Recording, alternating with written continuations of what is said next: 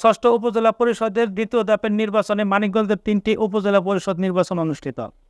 এই উপজেলাগুলো হলো শিবালয়, ঘিওর এবং দৌলতপুর।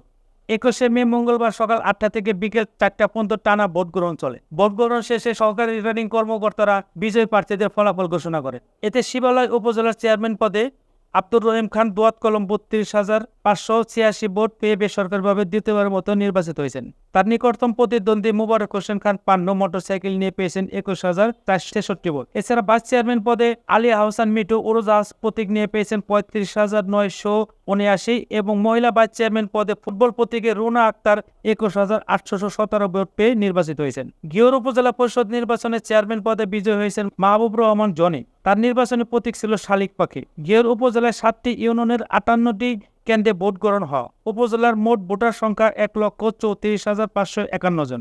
এর মধ্যে পুরুষ ভোটার 70,714 এবং নারী 69,069 জন। ঘিওর উপজেলা পরিষদ নির্বাচনে চেয়ারম্যান পদে 9 জন প্রার্থী প্রতিদ্বন্দ্বিতা করেন। ভাইস চেয়ারম্যান পদে নির্বাচন করেন 7 জন। মহিলা ভাইস চেয়ারম্যানে প্রতিদ্বন্দ্বিতা করেন 4 জন। নির্বাচনে 47.96% ভোট পড়ে। চেয়ারম্যান পদে নির্বাচিত মাহবুব রহমান জনের বেসরকারি ফলাফল অনুযায়ী 12,910 ভোট পেয়ে বিজয়ী হন।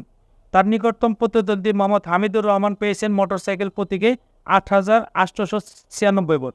এদিকে ভাইস চেয়ারম্যান পদে বিজয়ী হয়েছেন তালা প্রতীকের প্রার্থী আব্দুল আলিম। মহিলা ভাইস চেয়ারম্যান পদে বিজয়ী হয়েছেন হাঁস প্রতীকের প্রার্থী তানজিন তিনা খন্দকার। দৌলতপুর উপজেলা পরিষদ নির্বাচনে চেয়ারম্যান পদে নির্বাচিত হয়েছেন এস.এফ শফিকুল ইসলাম শফিক। তিনি পেয়েছেন 23,255 ভোট।